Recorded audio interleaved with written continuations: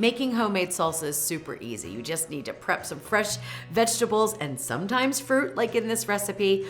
But when you taste the flavor combination of mango and corn in a really fresh salsa, prepare to be wowed.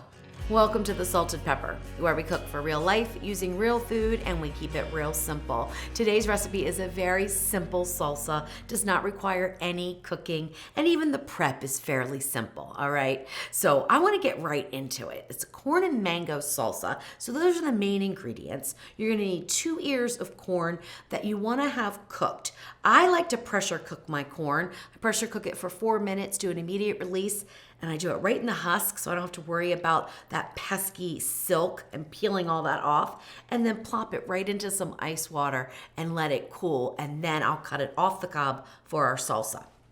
Then you want to have 2 ripe mangoes.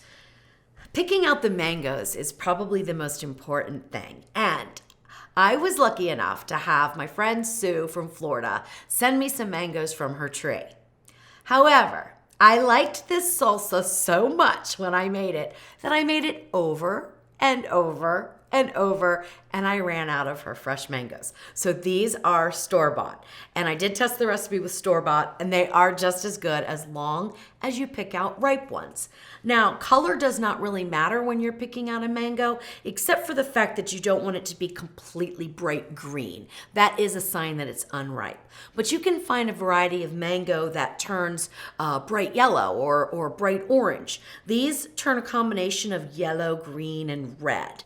The best way to tell if a mango is ripe is to gently squeeze it, and it should give just a little bit, okay?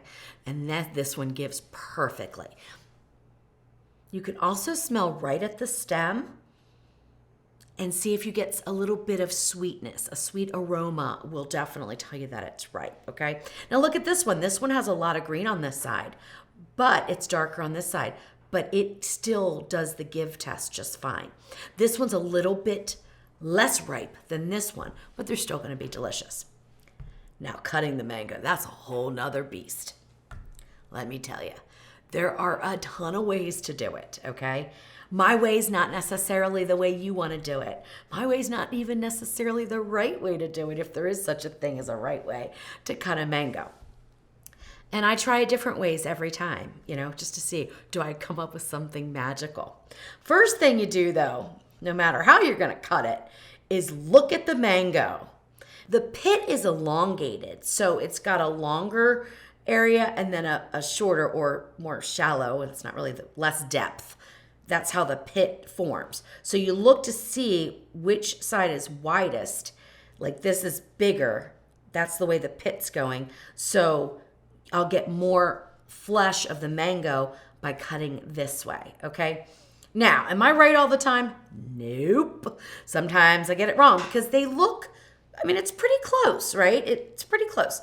But I can just sort of envision that the pit would be growing this way, so it's gonna have more meat on these 2 outside areas, which they call the mango cheeks. Now, let's see if I was right or wrong. For cutting a mango, I like to use a really sharp boning knife. I just feel like a paring knife is a little too small, and this is sharp, but not like a chef's knife. I have a little more control over getting around that pit. Because the thing with a mango pit is it's bitter, and the flesh right on the pit is also bitter. So you want to avoid that at all costs. So you could do it a couple ways. You could start to cut straight down like this. Okay.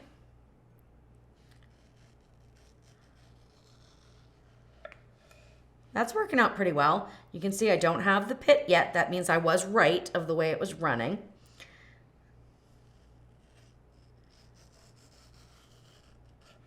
You want to cut about 1/4 of an inch or so in your slices to get the right dice. So I can see right here, there's the pit. There's a little pit there. You do not want that in your salsa. I'm gonna remove it before I forget about it. And we're pretty much done now on that side. So I can't really take any good slices off of that side, but I can on this side. Now, the other way to do it is to cut straight down, but at like a little bit of an angle. So put your knife against the stem, and then right as you hit some pressure, tilt your knife outward and then back around, and you can go around that pit that way. All right. And then on the sides here, this is when it gets a little tricky because this thing is slippery. You can start going down and go around and just follow along the pit to get as much of the meat off as you can. Now it's really slippery, so be very careful. I'm actually gonna put that down like this. There we go. Oh, and I just cut right, see, it's rolling all around. Just cut through the pit, but that's okay. So go again with your knife and just sort of try to get around the pit as much as you can. Get as much meat off as you can. Now you could use a little paring knife and go around. You're never gonna get it all off, okay? And again, you don't want the actual pit in your salsa. It's kind of fibrous around there, but that looks pretty good. There, I got a little bit of pocket there. All right, so that looks good. Now we've got our mango cheeks. One way to do it that I've seen is to cut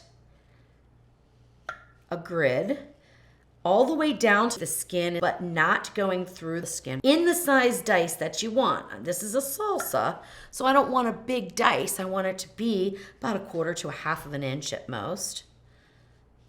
So that's the size that I'm making this little grid pattern.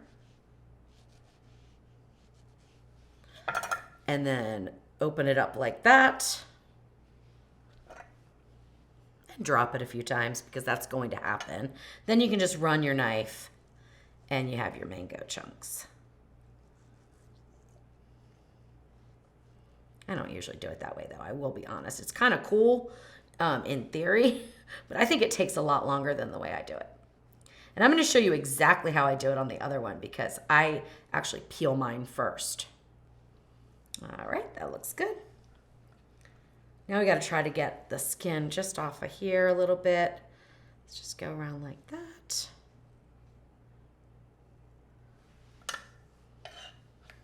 You want a total of 1 cup of mango. I recommend getting 3 mangoes from the store and to make sure that you can get enough mango dice to equal a cup, okay? On to the next one. I'm gonna do it a little bit differently. Cut the top off. Then I can really see where the pit goes, but I peel it. Now you could use a paring knife, or sometimes you can even use a vegetable peeler if the skin is thin enough. I find with this variety though, I need to use a knife. And I just peel the skin right off. Now this is gonna make a prettier dice, in my opinion, but it's very slippery. So if you don't have really good knife skills, you probably don't wanna start off this way. It would be pretty easy for it to slip, so don't want anyone to cut themselves for mango salsa. All right, now for safety, we want to have the flat side down. I know the pit is running long ways this way, so I'm going to hold it and take my knife and do the same thing, cut it down, and then slice it out. This to me is so much easier.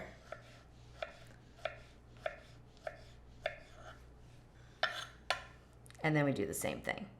Now I can see it getting a little fibrous here, so I'm not even sure I'm gonna have too much more room on this side. Not really.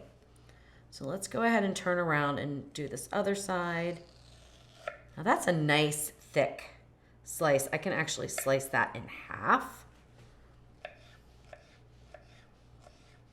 So 2 mangoes made a good cup. So you only need 2, but I always recommend getting 3 because 1 mango might have dark spots inside. You may not be able to use it all. It may be underripe, overripe. So get 3. You can actually use all 3 in the salsa if you want. It's not a big deal.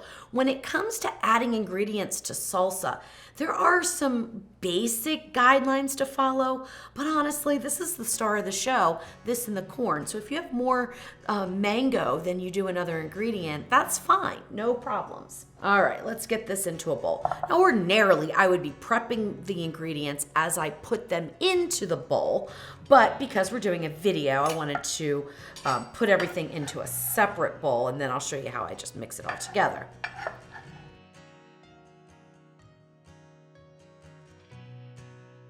Now, I really recommend using fresh corn if it's in season, but if it's not, you could use frozen corn that you thaw, or you could even use canned corn that you drain. Just make sure it's a good quality because it is a main ingredient, and the sweeter it is, the better your salsa is going to be.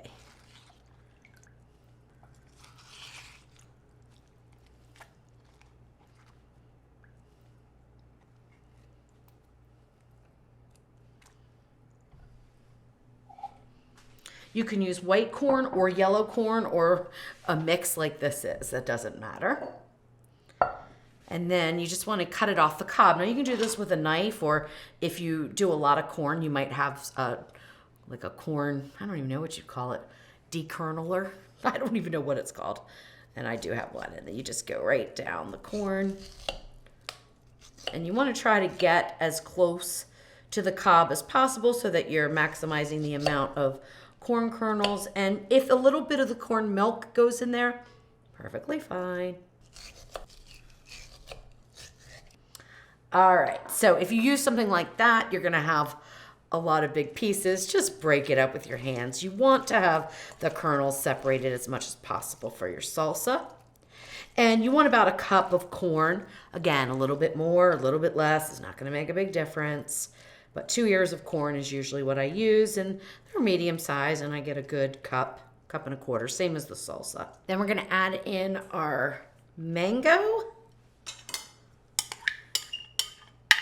So about 1 cup of corn, 1 cup of diced mango. And then the other ingredients, really easy prep. You wanna take 1 red bell pepper and dice it in about 1/4 to 1/2 inch dice. You want about 1 cup of that as well. This one's a little over 1 cup, but it's gonna be fine. Again, it's not that important that you get the ratios, absolutely correct, okay? And then dice 1/2 onion in 1/4 to 1/2 inch dice. And that is only 1/2 cup. Now that is important. I would not add in more than 1/2 cup to the ratio of mango and corn that we have.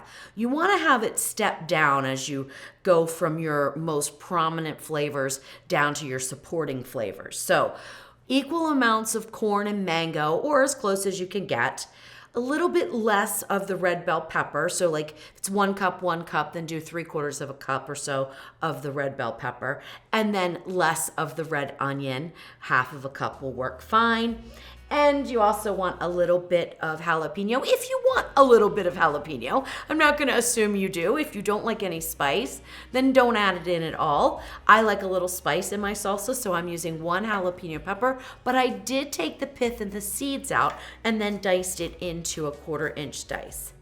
I also recommend, before you commit to putting this in, it's about 2 tablespoons, 1 medium-sized jalapeno pepper. Before you commit, though, to adding it all in, give it a taste. If it is super spicy, then add in a tablespoon. Mix it all up, taste it on a chip, see how the flavors are.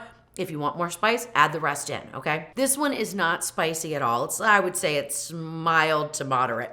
So I feel perfectly comfortable putting the whole thing in. But they vary greatly, okay?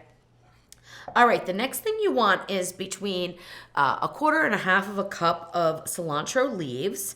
This is probably about 1/2 cup, but loose. Now you could put more, you could put less. It really doesn't matter. And if you don't like cilantro, don't use it at all. It's fine. I love cilantro and I love the fresh flavor that it brings. So these are just the leaves, not the stems. I do not recommend putting the stems in your salsa. They are kind of hard for people to eat. They just don't blend as nicely. Now I use the stems for a lot of things, but usually it's gonna be in something that I'm cooking. When things are raw, I try to just stick with the leaves. And that is about 1/4 cup chopped up. All right, second to last ingredient, a fresh lime. And I really recommend getting a fresh lime. When you're picking out a lime, personally, I like to get the shiny limes when I can. I think that they are sweeter, juicier, and they zest easier. Could be totally just in my head, but that's been my experience. Now we want to zest the lime into the bowl.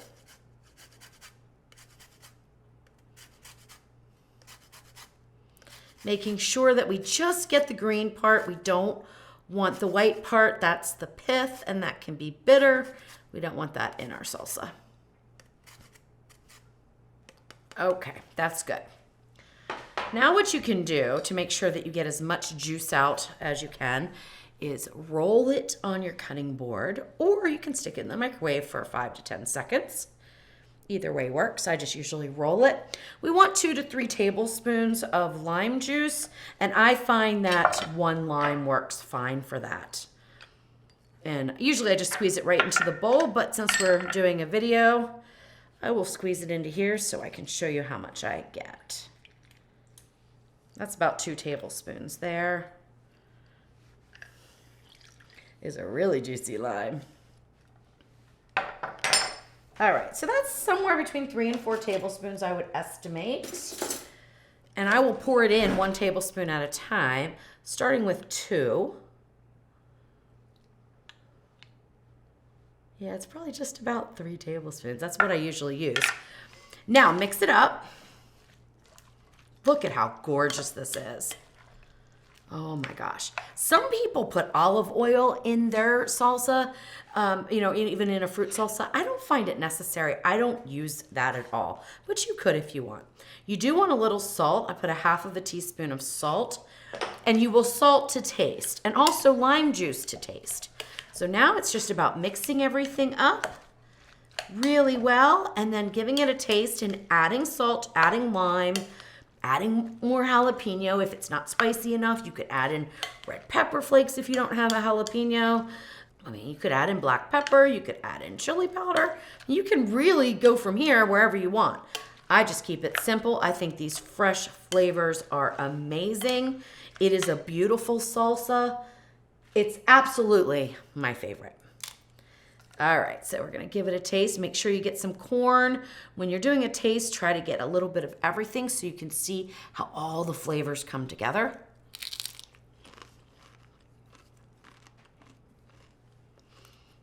That's good, but it can use the extra lime. So I usually use 3 tablespoons, and that's what I used. One lime, or the juice from 1 lime and the zest. Oh my goodness. Wow. So amazing.